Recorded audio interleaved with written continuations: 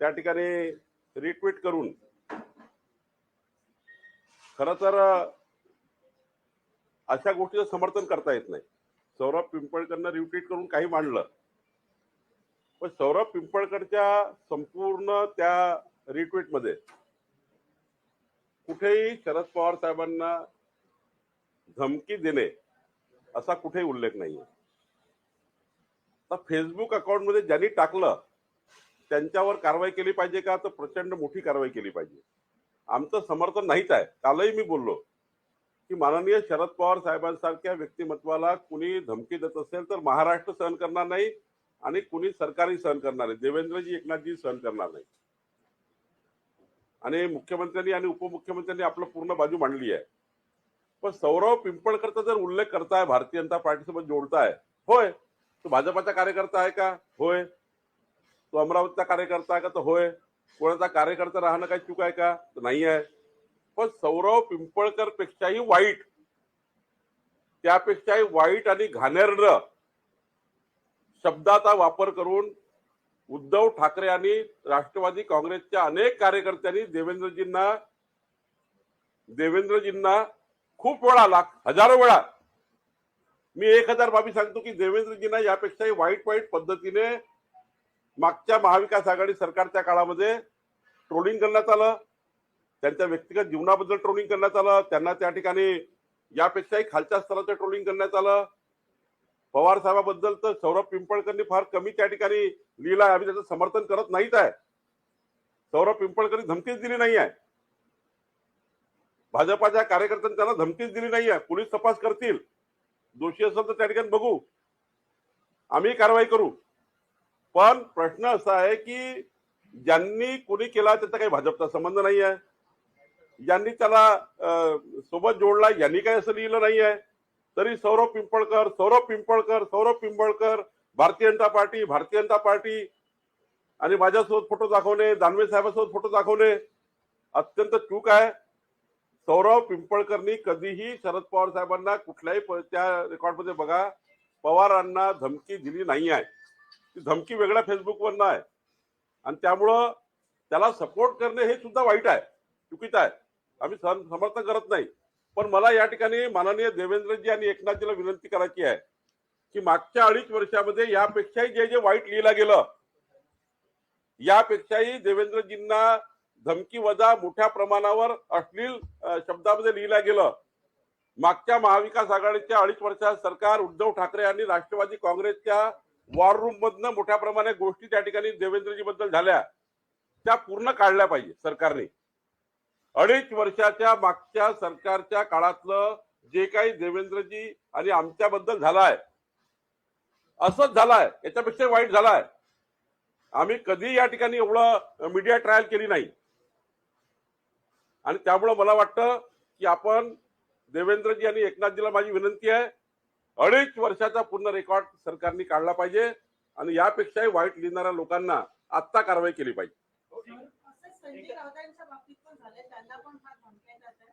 तिथे पण सेम असंच आहे की बा सोबत फोटो आहे आणि सोबत फोटो असल्यामुळे मला त्यांच्याकडे अशा धमक्या येतात की रोज प्रेस कॉन्फरन्स तुम्ही का घेता. शरद पवार साहेबाबद्दल ज्यांनी धमकी दिली त्याबद्दलचं कॉग्निशन घेणं योग्य आहे. पण काल नितेश राणे साहेबांनी सांगितलं आहे, त्याचं उत्तर दिलंय. संजय राऊत साहेबाबद्दल जे काही त्यांचं जे काही धमकी आली किंवा फोन आला, सरकार त्यांचं त्या ठिकाणी गुन्हा दाखल करेल, सरकार कारवाई करेल. मला वाटतं सरकारने कारवाई केली आहे. पण काही नितेश राणेंनी सांगितलंय त्याच्याबद्दलही काहीतरी सरकारी दखल घेतली पाहिजे. मुख्यमंत्र्यांचे जे सुपुत्र आहे श्रीकांत शिंदे, त्यांनी काल म्हटलं की मी राजीनामा देईन तर तिथल्या लोकसभा सीटचा जो वाद सुरू आहे त्याच्याबद्दल भाजपच्या कार्यकर्त्यांवर त्यांनी आरोप केले की युतीमध्ये खडा टाकण्याचं काम भाजपचे रवींद्र चव्हाण यांच्यावर त्यांनी नाराजी व्यक्त केली आहे. खरं तर काही लोकल प्रश्न आहेत. लोकल प्रश्नामध्ये काही तिथे अनेक वर्ष एकामेकाच्या विरुद्ध भाजप आणि तिथले शिंदे साहेबांकडले कार्यकर्ते अनेक वर्षापासून एकामेकाच्या पक्षामध्ये विरोधी भूमिकेत अनेक वर्षापासून त्या ठिकाणी लोकल लेवलला त्या ठिकाणी आहेत. पण त्यावरनं काही वाद निर्माण झाला आहे. हा काही महाराष्ट्राचा वाद नाही आहे. खरं तर भाजपा सेना युती ही त्या ठिकाणी घट्ट आहेत. भाजपा सेना युती घट्ट आहे. भाजपा सेना युतीला कोणी तडा देऊ शकत नाही. लोकल जे काही कल्याणमध्ये जे काही लोकल वाद झाले आहेत त्याच्यामध्ये मी स्वतः लक्ष टाकणार आहे. मी स्वतः रवींद्र चव्हाणांशी बोलणार आहे आणि असं कुठेही घडू नये ही दखल आम्ही घेणार आहोत. भाजपा सेना ही खऱ्या अर्थाने माननीय पंतप्रधान मोदींच्या नेतृत्वामध्ये या महाराष्ट्रामध्ये पुन्हा 45+ खासदार निवडून यावे. एकनाथ शिंदेच्या नेतृत्वामध्ये ज्या ठिकाणी शिवसेनेचे खासदार लढतील त्या ठिकाणी भाजपाच्या उमेदवारापेक्षाही जास्त मदत एकनाथ शिंदेच्या उमेदवाराला करणार आहे. निवडणूक प्रमुख आम्ही जाहीर केले आहेत. ते निवडणूक प्रमुख सुद्धा माझी चर्चा प्रत्येक निवडणूक प्रमुखाशी झाली आहे. आमचे निवडणूक प्रमुख हे पूर्ण ताकद एकनाथ शिंदेच्या नेतृत्वातल्या शिवसेनेला देणार आहे. श्रीकांत शिंदेंनाही त्या ठिकाणी आम्ही सांगतो आहे की त्यांनी त्या ठिकाणी जे लोकल वाद आहे ते सोडून एकनाथ शिंदेजी जे आपल्याला शेवटी त्यांची सीट आहे, सिटिंग सीट आहे, त्यांना कोण हलवू शकणार आहे? श्रीकांत शिंदेना कोण हलवू शकणार आहे? त्यांना मागच्या वेळेपेक्षा आमचं तर म्हणणं राहील की श्रीकांत शिंदेना मागच्या वेळेपेक्षा जास्त मताने आम्ही निवडून आणू किंवा ते निवडून येतील. त्यांची क्षमता खूप आहे. त्यांच्या क्षमतेबद्दल मला बोलायचं नाही. पण भाजपा तेवढ्याच ताकदीने मदत करेल. परंतु लोकल काही वाद आहे त्या वादाबद्दल मी बैठक घेणार आहे असं समजू नये. एवढ्या एखाद्या घटनेने पूर्ण महाराष्ट्रात काही युतीमध्ये बेबनाव आला आहे. एखादी छोटी मोठी घटना होत राहतं. मी एकनाथजी आणि रवींद्र चव्हाणशी बोलेल आणि याच्यातला वाद संपेल. पण महाराष्ट्रामध्ये मात्र संपूर्ण ताकदीची युती भाजप सेनेची आहे. एकनाथजी देवेंद्रजीच्या समन्वयाने मोदीजींच्या नेतृत्वामध्ये प्रचंड ताकद आम्ही निर्माण करणार आहोत. इथल्या भाजपने एक ठराव पण केलाय की ही सीट आता भाजप लढवेल. त्यांचा तो अधिकारच नाही आहे. हा अधिकार केंद्रीय पार्लमेंटरी बोर्डाचा आहे.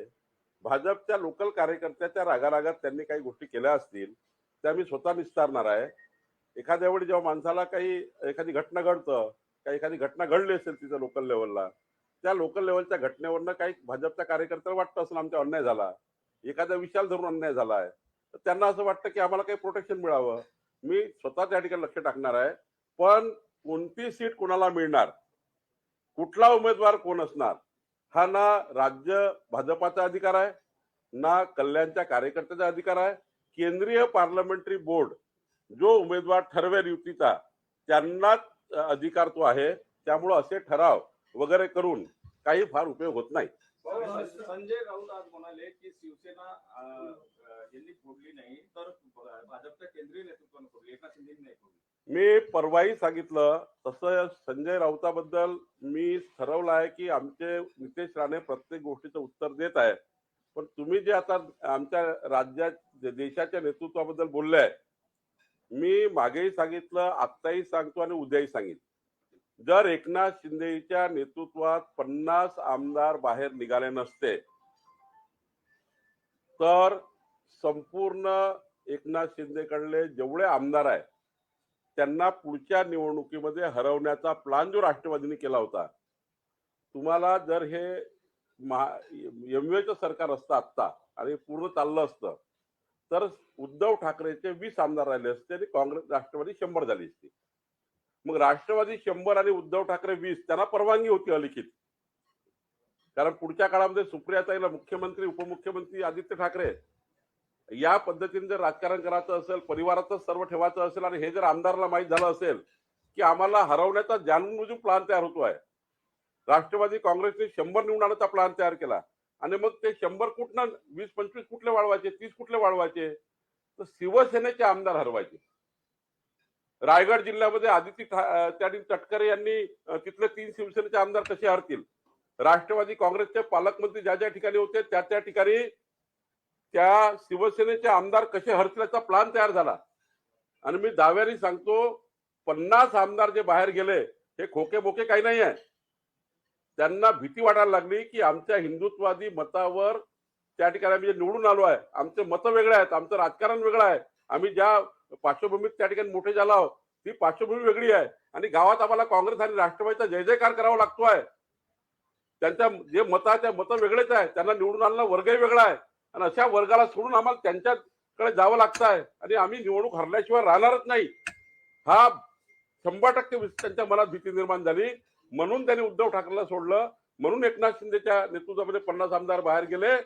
शेवटी सरकार बनवावं लागतं म्हणून भारतीय जनता पार्टी सोबत घेतलं. पण भाजपाने कुठलंही त्या ठिकाणी षडयंत्र केलं नाही. भाजपाने कधी यांना त्या ठिकाणी प्रोत्साहन दिलं नाही. त्यांना एकनाथ शिंदेजीला वाटलं की नाही, हे जर नाही केलं आम्ही त्या ठिकाणी हे आम्ही संपल्याशिवाय राहणार नाही आणि उद्धव ठाकरे आम्हाला संपल्याशिवाय राहणार नाही. मुलाला वर आणण्याकरता शरद पवारांसोबत कोणतेही कॉम्प्रोमाइज करायला उद्धव ठाकरे तयार झाले आहेत. आणि म्हणून महाराष्ट्रामध्ये सरकार बदललं. हिंदुत्वाच्या विचारावर नैसर्गिक युतीवर आमदार बाहेर आले. कोणत्याही केंद्रीय नेतृत्वाने प्रोत्साहन दिलं नाही आहे. अस्तित्वाची लढाई एकनाथ शिंदेजी आणि त्यांच्या लोकांनी तयार झाली होती. एका वृत्तपत्राने एक बातमी छापलेली आहे की मंत्रिमंडळ विस्ताराच्या आधी भाजपने शिंदे गटाला तर एकनाथ शिंदेला अल्टिमेटम दिला की त्यांच्या मंत्रिमंडळातले 5 मंत्र्यांना तुम्ही डच्चू द्या, त्यानंतर आपण मंत्रिमंडळ. काही सांगतात हो, काय संबंध आला? एकनाथ शिंदेजींच्या नेतृत्वातील 50 आमदाराचे मंत्रिपद कोणाला द्यायचे, कोणाचे ठेवायचे, कोणाचे काढायचे, हा अधिकार भाजपाला आहे का? हा अधिकार देवेंद्रजी किंवा मला आहे का, किंवा आम्हाला आहेत का? शेवटी त्यांच्या वाट्याला जे काही मंत्रिपद आले आहेत आणि येतील त्यांचा संपूर्ण अधिकार कुणाला ठेवायचं आणि कुणाला नाही ठेवायचं हा एकनाथ शिंदेजीला आहे, मुख्यमंत्र्यांना आहे. काहीतरी कुठल्या तरी बातम्या आणतात आणि दिवसभर नरेटिव्ह चालवतात. कसं राहणार आहे? तुमच्याकडे एकनाथ शिंदेजीचा मुख्य मंत्री कोण असणार? एकनाथ शिंदे ठरवणार. कुणाला ठेवायचं हे नाही ठेवायचं ते एकनाथ शिंदे ठरवणार. भाजपाला कुणाला ठेवायचं नाही ठेवायचं भाजप ठरवणार. अमित शहाची नांदेडला सभा होत आहे. नांदेडमध्ये अमित शहा येत आहे, जेपी नड्डा अकोल्याला येणार आहे. तयारी सुरू झाली का? 11 महिने आता भाजप आलेला आहे. महत्वाची गोष्ट की क्लस्टरच्या बाहेर अमित शहाची सभा होत आहे. तुम्ही जे 5 क्लस्टर तयार केले त्या बाहेर सभा होत आहे. नांदेडला सभा घ्यायचं पण काय? 8 क्लस्टर आहे, 5 नाही. 8 क्लस्टर मध्ये नांदेड आहे आणि 8 क्लस्टर मध्ये माननीय अमित भाईंनी त्या ठिकाणी मराठवाड्यामध्ये अनेक दिवसापासून मराठवाड्यात अमित भाई आले नाही आहे. मागच्या वेळी पुण्यामध्ये आले, नागपूरमध्ये आले. शेवटी रिजन मध्ये आमचे नेते जात असतात. एकाच रिजन मध्ये रिपिटेशन होण्यापेक्षा नांदेडची सभा 50,000च्या वर नागरिकांची होणार आहे. त्या ठिकाणी ही सभा जी आहे ही मोदीजींच्या 9 वर्षाच्या कार्यकाळाचं संपूर्ण विकासाच्या कामाचं मॉडेल जे काही आतापर्यंत 9 वर्षात कामं झाले ते मांडणार आहोत आम्ही. आणि पुढच्या भविष्यामध्ये पुन्हा 1 वर्ष सरकार आहे, राज्यातलं 1.5 वर्ष सरकार आहे आणि पुढच्या काळात या डबल इंजिन सरकारच्या माध्यमातून जनतेला जास्त काय देता येईल, शेतकरी शेतमजुराला मराठवाड्याला काय त्या ठिकाणी उपयोग होईल सरकारचा, याच्याही त्या ठिकाणी चर्चा होणार आहे.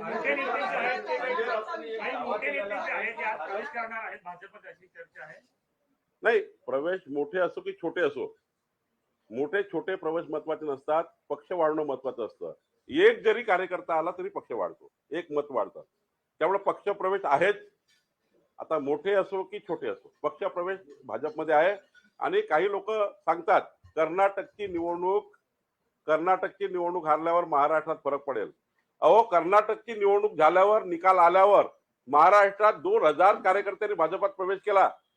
राष्ट्रवादी काँग्रेसचे माजी आमदार, पुरंदरचे माजी आमदार, शरद पवार साहेबांचे कट्टर समर्थक, शरद पवार साहेबांचे कट्टर समर्थक अशोक टेकवडे, पुरंदरचे आमदार, यांनी मागच्या 15 दिवसापूर्वी भाजपात प्रवेश घेतला.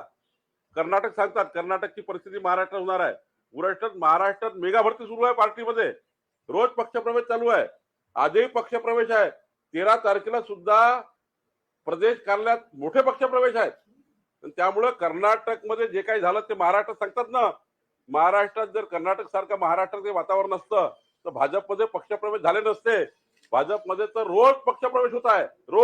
रोज मी दुपट्टे टाकतो लोकांना आणि त्यामुळं प्रचंड मेगा भरती होत आहे भाजपमध्ये.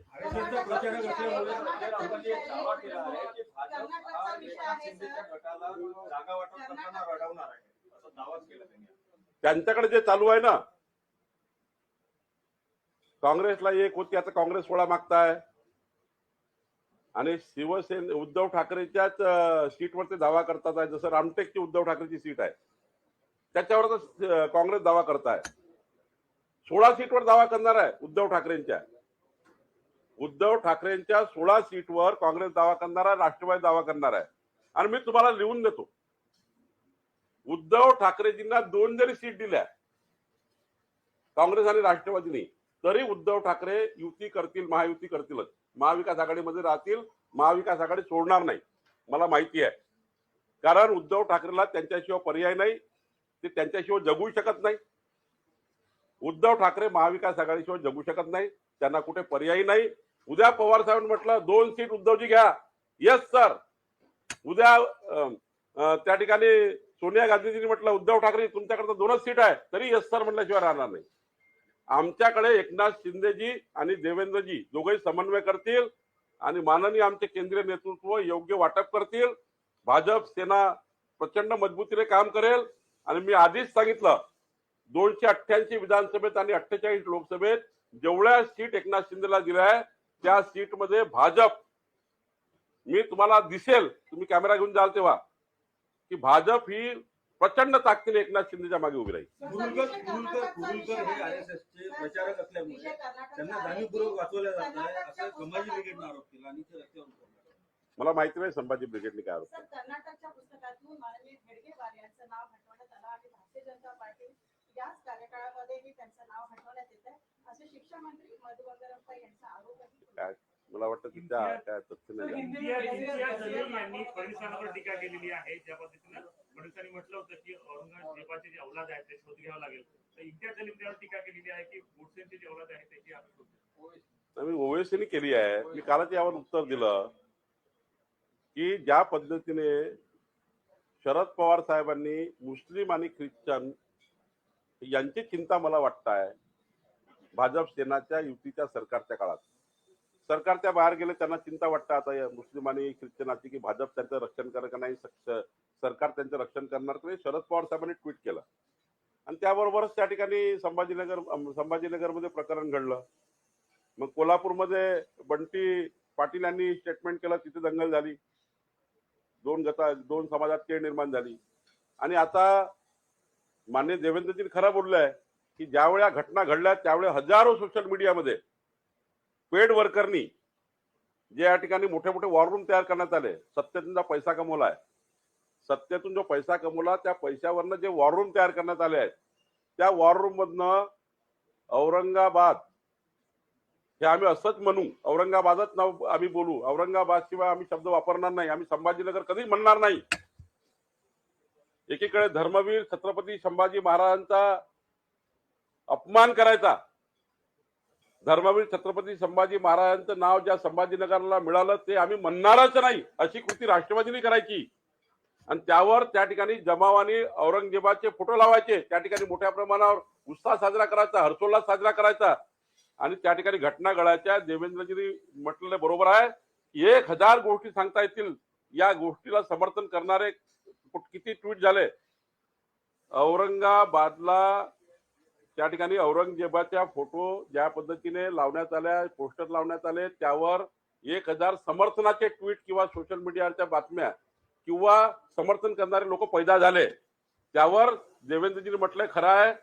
आणि देवेंद्रजीला माझी विनंती आहे, सरकारला माझी विनंती आहे, एकनाथ शिंदेला माझी विनंती आहे, ओवेसी सारख्या लोकांचं जे स्टेटमेंट आहे, बयान आहे, हे जर अशा घटनेला तूल देणार असेल तर ओवेसीच्या बयानाची चौकशी केली पाहिजे आणि गुन्हे दाखल केले पाहिजे. महाविकास आघाडीच्या नेत्यांना मुस्लिमांचा कळवा आल्याचं वाटतंय का? अचानक महाविकास आघाडीच्या नेत्यांना मुस्लिमांचा कळवा आल्याचं दिसतंय.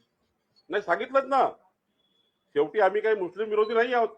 भारतीय जनता पार्टीला जाणीवपूर्वक मुस्लिम विरोधी समजून त्या ठिकाणी मुस्लिम समाजाच्या काही लोकांना त्या ठिकाणी आम्ही भाजप ही तुमच्या विरुद्ध आहे असं कन्फ्युजन तयार करण्यात यशस्वी झाले आहे. त्यांनी 65 वर्ष जे महाराष्ट्रात देशात राजकारण केलं व सत्तेचे फळं चाकले, एकाच वर्षावर चापले की मागासवर्गीयाला सांगायचं की हे घटना बदलून टाकतील, बौद्ध समाजाला सांगायचं हे घटना बाबासाहेबांच्या घटना बदलवणार आहे, मुस्लिमाला सांगायचं की हे भाजपवाले आएंगे तो पाकिस्तान भिजवा देंगे हे सांगायचं. आणि आता भाजप सेनेचं सरकार आल्यावर, आता एकनाथ शिंदे फडणवीसांचं सरकार आल्यावर पुन्हा मुस्लिम समाजाच्या काही लोकांना भडकवायचं, एक छोटा समुदाय हातात घेऊन मोठ्या समाजाला बदनाम करायचं. 99% मुस्लिम समाज 99% मुस्लिम समाज औरंगजेबाचं समर्थन करत नाही आहे. 99% मुस्लिम समाज कुठल्याही या घटनेचं समर्थन करत नाही आहे. 1% समाजाच्या अशा विकृत लोकांना हातात घेऊन जे पार्ट्या या महाराष्ट्रातल्या सत्तेच्या बाहेर गेलेला पक्ष सत्तेच्या बाहेर गेलेले पक्ष 1% मुस्लिम समाजातील लोकांना घेऊन त्या ठिकाणी समाजाला बदनाम करताय, हे दुर्दैव आहे महाराष्ट्राचं. पवारसाहेब जसं आता म्हणाले की मी औरंगाबादच मिळेल, याबाबत संभाजी ब्रिगेडने आपली भूमिका काही मांडलेली, तुम्ही काही आव्हान करत आहे? नाही, हे तर दुर्दैव आहे या महाराष्ट्राचं की माननीय शरद पवार साहेबांसारखे वरिष्ठ नेते, ज्यांना आपण या महाराष्ट्राचे विकास पुरुष मानतो, त्यांनी अशा प्रकारचं स्टेटमेंट करणे. कुठल्या राजकारणाकरता शरद पवार साहेब तुम्ही असं करताय? 99% मुस्लिम समाजी लोक या सपोर्टला नाही आहेत. तुम्ही कुठल्या व्यक्तीकरता हे समर्थन करतायत? आणि माननीय शरद पवार साहेबांकडनं किंवा राष्ट्रवादी काँग्रेसकडनं आम्ही औरंगाबादच म्हणू, आम्ही उस्मानाबादच म्हणू, आम्ही अहमदनगरच म्हणू, आम्ही अहिल्यानगर म्हणणार नाही, आम्ही संभाजीनगर म्हणणार नाही, आम्ही धाराशिव म्हणणार नाही, तर जनता फैसला करेल निवडणुकीमध्ये. आम्ही सांगू शरद पवार साहेब, तुमचे स्टेटमेंट आहे योग्य आहे का? तुम्ही औरंगाबादच म्हणणार आहे, तुम्ही त्या ठिकाणी उस्मानाबादच म्हणणार आहे, तुम्ही अहमदनगरच म्हणणार आहे. आम्ही कुठल्या समाजावर निर्णय घेतला नाही आहे. औरंगजेबानी कितीतरी या महाराष्ट्राचा देशाचा सत्यानाश केला, त्यांचं नाव कशाला पाहिजे औरंगाबाद? अहमदनगर कशाला नाव पाहिजे? का अहिल्यानगर होऊ नये? का संभाजीनगर होऊ नये? आणि त्यामुळं अशा गोष्टीला समर्थन करणे म्हणजे, तुम्हाला असं वाटतंय राष्ट्रवादी काँग्रेसच्या नेत्यांना की मुस्लिम समाज आपल्या पाठीशी येतील? मी तुम्हाला दाव्याने सांगतो, 99% मुस्लिम समाजाच्या या बाजूला समर्थन कधीच करणार नाही. कारण महाराष्ट्र आणि देशाचा मुस्लिम समाज हा कधी या गोष्टींनी समर्थन करणार नाही. तो या हिंदुस्थानात राहणार आहे, भारतात राहणार आहे. काही 1%, 2% लोक पकडून त्या ठिकाणी या पद्धतीच्या घटना घडवणे, हे काही वरिष्ठ नेतृत्वाला सोबत नाही, माननीय शरद पवार साहेबांना सोबत नाही. दिल्ली हायकमांडने 15 तारखेला आपण बघू पोस्टर वाजले नागपूरमध्ये, विदर्भामध्ये काही ठिकाणी केसीआरच्या सभा आहे. केसीआर महाराष्ट्रात येणार, तुम्हालाच फायदा होईल. राष्ट्रवादी काँग्रेसची मतं कमी होतील का? केसीआरचं जे पॉलिटिकल अँबिशन आहे महाराष्ट्रामध्ये, तुम्हाला फायदा होईल का? कोणाला नुकसान होईल? नाही, आम्हाला काही केसीआर बद्दल माहिती नाही. त्यांनी काय लढवायचं की नाही लढवायचं त्याचा अधिकार आहे. देश सर्वांसाठी उघडा आहे. त्यामुळे ते आले का गेले का आम्हाला काय फरक पडणार आहे? आमचा पक्ष एका विचारधारेचा आहे, आमचे मतदार आमच्या विचारधारेचे आहे, आमचा पक्ष आपल्या विचारधारेने काम करतोय. आमच्या पक्षातला कुठेही डॅमेज नाही आहे. ते कुणाला डॅमेज करतील, काय डॅमेज करतील, त्यांनी पक्ष कशाकरता काढणार आहे, त्यांचे किती लोक त्यांना समर्थन देणार आहे, त्यांना 288 सीट सुद्धा मिळतील का, तुम्हाला माहिती नाही. दिल्ली हायकमांडने एक सर्वे केलाय, त्यामध्ये त्यांनी शिंदे गटाचे 5 मंत्र्यांना हटवण्याची माहिती आहे. त्यांच्या कामावर नाराजी दर्शवली आहे, म्हणूनच मंत्रिमंडळ विस्तार लागलेला होता. आणि कदाचित एकनाथ शिंदे जे आहेत ते राज्यावर देखील 3 दिवसाची नाही हो, लोक लंडनला जातात हो 8-8 दिवस, 15-15 दिवस. या महाराष्ट्रातले नेते 15-15 दिवस लंडनला जाऊन त्या ठिकाणी आराम करतात. एकनाथ शिंदेजी आपल्या परिवारासोबत 3 दिवस गेले. 18-18 तास 20-20 तास काम करणारा एक नेता महाराष्ट्राला मिळाला आहे. 3 दिवस आपल्या परिवारासोबत त्या ठिकाणी देणे, हे काही महाराष्ट्राचा समाज मान्य करतो? हे समाजालाही मान्य आहे, हे महाराष्ट्रालाही मान्य आहे. 3 दिवसाकरता मुख्यमंत्री आपल्या परिवाराला देऊ नये? 3 दिवस आपल्या मुख्यमंत्री आपल्या परिवारासोबत राहू नये? मुख्यमंत्री म्हणजे काही माणूस नाही आहे का? आणि त्यामुळं अशा पद्धतीच्या बोलणं चुकीचं आहे. काही लोक तर लंडनमध्ये राहतात 15-15 दिवस, महिनाभर. अजूनही आले असतील की नसतील मला माहिती नाही. एकनाथ शिंदे 3 दिवस गेले तर बातमी होते. त्या 3 दिवस आपल्या परिवाराशी, नातवाशी, आपल्या मुलाची खेळू त्या ठिकाणी राहू नये? हे तुम्हाला मान्य आहे का? एकनाथ शिंदे म्हणजे व्यक्ती नाही का? ते दगडवाचा माणूस आहे का? त्यांना काय हळामासाचा माणूस नाही का? त्यामुळे असं बोलणं योग्य नाही आहे. मंत्रिमंडळ विस्तार कधी होणार? ते मी मुख्यमंत्री एकनाथ शिंदेना तुमची बातमी तुमचा विनंती सांगतो. श्रीकांत शिंदे ने नाराज कर रहे हैं प्रभारी की नियुक्ति के बाद, क्या भी बात है, क्यों एकनाथ शिंदे के गुट से और भारतीय जनता पार्टी के बीच विवाद शुरू हो गया है? बिल्कुल गलत बात है, कोई विवाद नहीं है. एकनाथ शिंदे जी से मेरी बात हुई, श्रीकांत शिंदे जी से मेरी बात हुई. कल्याण को एक छोटी घटना है कि जो वहाँ के लोकल कार्यकर्ता कई दिनों से, एकनाथ शिंदे जी की टीम अलग है, हमारी टीम अलग है, लोकल बात है, तो लोकल बात से थोड़ा विवाद हुआ है. उस वजह से थोड़े कार्यकर्ता डिस्टर्ब हो गए थे. ऐसा कोई ठहराव करने का अधिकार नीचे कार्यकर्ता को नहीं है, किसकी सीट कौन होगी, कौन कहाँ लड़ेगा. सारे लोकसभा की सीटें केंद्रीय पार्लियामेंट्री बोर्ड ठहराता है और श्रीकांत शिंदे ही वहाँ के नेता है. श्रीकांत शिंदे ही मजबूत नेता है. भारतीय जनता पार्टी उनके साथ है, हम सब उनके साथ है. केवल वहाँ की लोकल घटना पे आधार पे एक कोई वहां पे झगड़ा हुआ था 2 गठों में, उसको लेकर एक विषय हुआ है। और जब लोकल लेवल पे कभी बात होती है तो छोटी मोटी मनमुटाव होते हैं, लेकिन हमने 48 लोकसभा चुनाव प्रमुख दिए हैं, 288 विधानसभा चुनाव प्रमुख दिए हैं।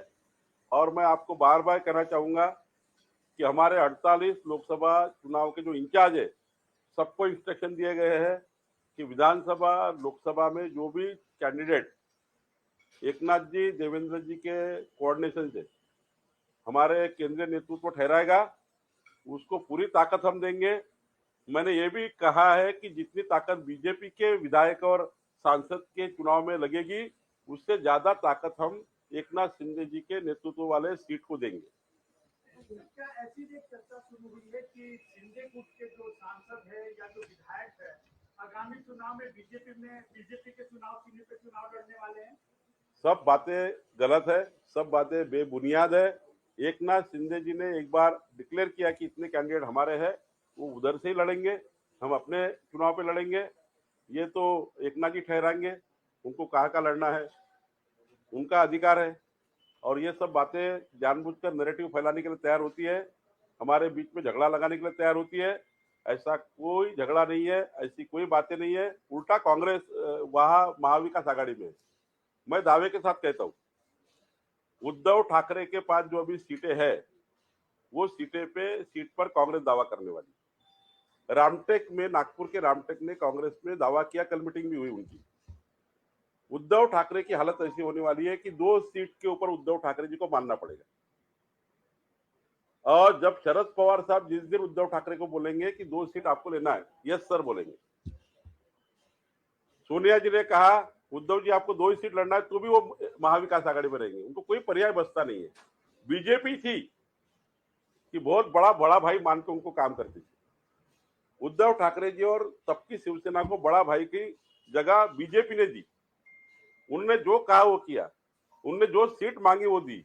देवेंद्र जी ने 5 साल उनको जितनी बार जो काम कहे वो सारे काम किए। जो एजेंडा उद्धव ठाकरे ने दिया वो एजेंडा पूरा क्लियर किया। जहां आग्रह किया पालघर की सीट हमने दे दी, जो हमारी सीट थी। रामटेक में आप देखिए, रामटेक में पूरी सीट बीजेपी के भरोसे है, तो भी उद्धव ठाकरे ने कहा आपको रामटेक चाहिए, बावनकुळे जी चुन के लाओ। मैं पालक मंत्री था, उद्धव ठाकरे के कहने पे मैं रात दिन एक करके वो सीट चुन के लाई। हम सब लोग ने काम किया, बीजेपी ने काम किया। तो उद्धव ठाकरे जी को ये परिस्थिति अभी आई है, 2 सीट पे उद्धव ठाकरे जी को मानना पड़ेगा। और शरद पवार साहब और सोनिया गांधी केवल 2 ही सीट देने वाले उद्धव ठाकरे जी को। सर एक सर्वे आया है जिसमें जिक्र किया गया है कि महाविकास आघाड़ी यदि मिलकर चुनाव लड़ती है तो 41 से 42% वोट शेयर महाराष्ट्र का उनको जा रहा है और भारतीय जनता पार्टी के पास 32% वोट आ रहे हैं। तो क्या लग रहा है कि कहीं न कहीं भारतीय जनता पार्टी यदि अघाड़ी मिलकर लड़ती है तो आप लोगों का रिवर्स शुरू हो जाएगा? ये महाविकास आघाड़ी ने किया हुआ सर्वेक्षण है, 13 करोड़ जनता का सर्वेक्षण नहीं है, 130 लोगों का सर्वेक्षण है। 130 लोगों का बयान लिया गया, जिसमें अपने आप ने सर्वे किया, अपने आप ने डिक्लेयर किया। ये 13 करोड़ जनता का सर्वेक्षण नहीं है। 13 करोड़ जनता को मोदी जी चाहिए, 13 करोड़ जनता को मोदी जी के नेतृत्व में ही भारत चाहिए, 13 करोड़ जनता को मोदी जी के नेतृत्व में ही वहां पर वोट करना है, मोदी जी को ही वोट देना है। ये एमवीए वाले अपनी पार्टी डूब रही है, रोज भारतीय जनता पार्टी में मेगा भर्ती हो रही है, रोज लोग आ रहे हैं। कर्नाटक के चुनाव के बाद भी राष्ट्रवादी कांग्रेस का एक बड़ा नेता, एक विधायक पूर्व विधायक जो राष्ट्रवादी का है, जो शरद पवार साहब के साथ रोज रहते हैं, अशोक टेकवड़े, वो बीजेपी में आए परसों। तो जब महाविकास आघाड़ी को लग रहा है कि हम डूबने वाले हैं, तो ये सर्वे करते हैं, कहीं तो भी एक रिपोर्ट तैयार करते हैं, कभी तावड़े रिपोर्ट तैयार करते हैं, कभी कोई रिपोर्ट तैयार करते हैं, कोई न्यूज़पेपर का रिपोर्ट तैयार करते हैं। 13 करोड़ जनता के पास जाते नहीं है, 130 लोगों के पास जाते हैं, उनका बयान लेते हैं, उसके ऊपर रिपोर्ट तैयार करते हैं, भेज देते हैं। अरे वो महाविकास आघाड़ी 8% सामने है, बीजेपी पीछे है। कौन ठहराने वाले है ये? वो तो ठहराएगा मोदी जी का जो चुनाव आएगा, तब ठहराया जाएगा जनता क्या करेगी। मुझे मालूम है जनता क्या करने वाली है। धमकी देने वाले जो कार्यकर्ता भाजपा के, आपके फोटो भी दिखाए गए। देखिए, शरद पवार साहब को जिस प्रकार से धमकी भरा कुछ फेसबुक पे आया हुआ है वो हमारे कार्यकर्ता का नहीं है। हमारा एक कार्यकर्ता सौरव पिंपलकर जो अमरावती से आता है उसने उसको फॉलो किया है। अब वो जवाबदार है क्या तो वो जवाबदार है, गलती है क्या तो बिल्कुल गलती है हमारे कार्यकर्ता की। सौरव पिंपलकर ने उनको फॉलो नहीं करना था लेकिन केवल फॉलो किया है। हमने शरद पवार साहब को धमकी दी नहीं, हमारे पार्टी के कोई कार्यकर्ता नहीं दिए। फॉलो करना भी गलत है, उनको रिट्वीट करना भी गलत है या उनको सपोर्ट करना भी गलत है।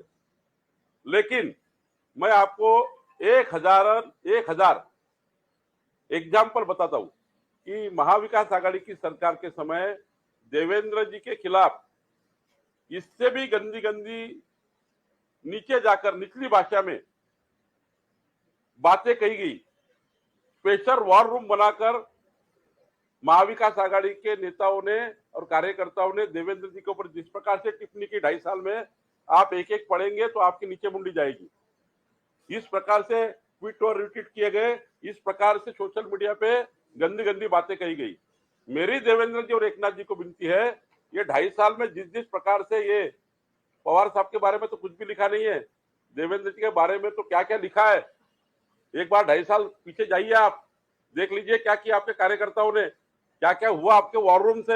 एक बार देख लीजिए राष्ट्रवादी कांग्रेस और कांग्रेस के लोगों ने, उद्धव ठाकरे के लोगों ने क्या क्या किया है। अगर देवेंद्र जी गृह मंत्री है, 2.5 साल का रिपोर्ट निकालेंगे ना, पब्लिश करेंगे तो आपको दिखेगा। आप देख नहीं सकते, इतनी गंदी गंदी बातें लिखी गई है। तो क्या उनके ऊपर भी कार्रवाई नहीं होनी चाहिए? होनी चाहिए कार्रवाई।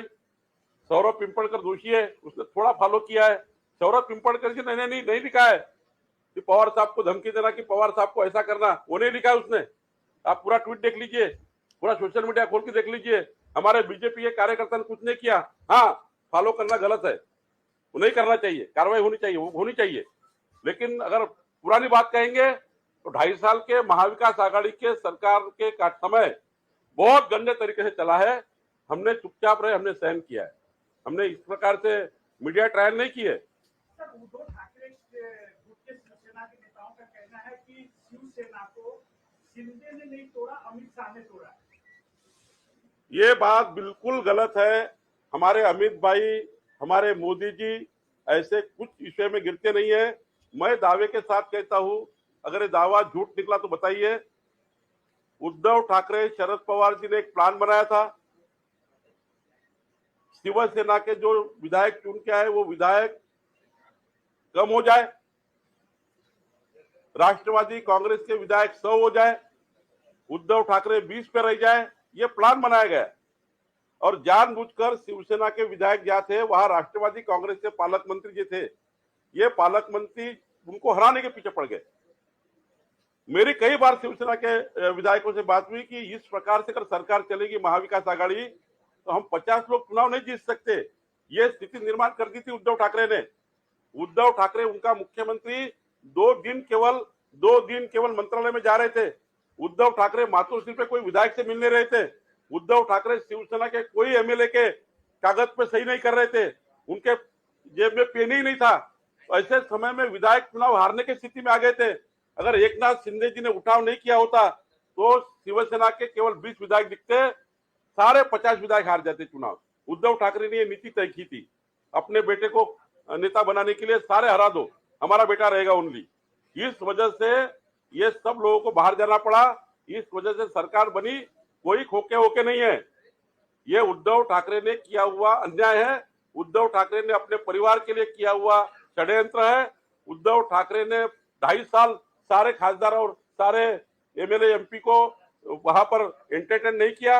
इस वजह से जब नेता ही नहीं रहा, मुख्यमंत्री साथ नहीं दे रहा है, वो जिस कार्यकर्ताओं ने मुख्यमंत्री उनको बनाया उनके साथ में काम करने को तैयार नहीं है, उनको हेल्प करने को तैयार नहीं है। उनके मतदार संघ में सारे विकास काम ठप हो चुके हैं।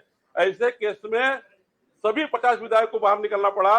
2.5 साल से विधायक नाराज चल रहे थे, कोई अमित भाई ने, कोई बीजेपी ने कोई समर्थन नहीं किया है। जब 50 लोग लेकर कोई आता है और उनका आखिरी हमारी यूटी थी, हमारे अलायंस में चुन के आए थे, हमारे अलायंस में उन लोगों ने चुनाव लड़ा था, तो जब सरकार बनाने की बात आई तो बीजेपी क्यों सपोर्ट नहीं करेगी? वो हमारे साथ चुन के आए थे। माननीय देवेंद्र जी और माननीय मोदी जी हमारे सारे लोगों ने उनके लिए काम किया था, उन्होंने हमारे लिए काम किया था। तो मुझे लगता है कोई खोके होके नहीं है। उद्धव ठाकरे की गलत 2.5 साल सारे शिवसेना को डुबा के गए।